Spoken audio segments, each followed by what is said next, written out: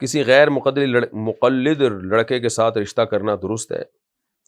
جائز ہے، اہل حدیث بھی اہل سنت والجماعت میں داخل ہے،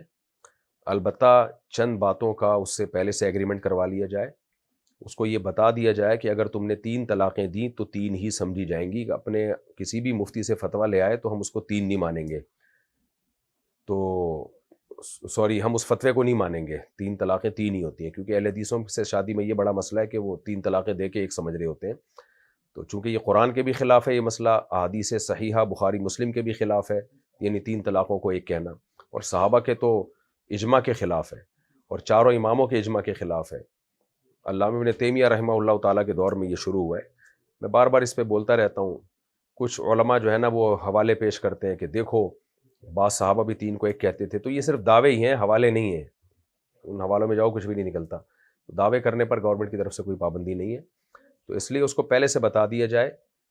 ایک تو یہ کہ 3 طلاقیں دی تو وہ 3 سمجھی جائیں گی، ہم بیٹی کو گھر بٹھا لیں گے، پھر جتنے مرضی فتوے لاتے رہو وہ رکھنا اپنے پاس، ہم نہیں بھیجیں گے، کیونکہ یہ ایک زنا ہی ہے 3 طلاقوں کے بعد بیوی کو شوہر کے حوالے کرنا۔ دوسری بات یہ کہ اس سے یہ بھی معاہدہ کیا جائے کہ کچھ اہل حدیث متشدد ہوتے ہیں، سارے نہیں ہوتے لیکن کچھ ہوتے ہیں،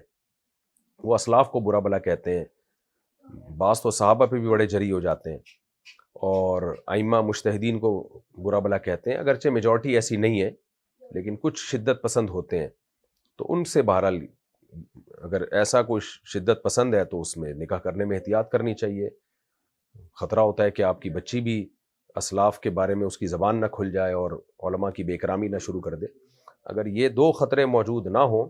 تو پھر اہل حدیث سے نکاح کرنے میں کوئی حرج نہیں ہے۔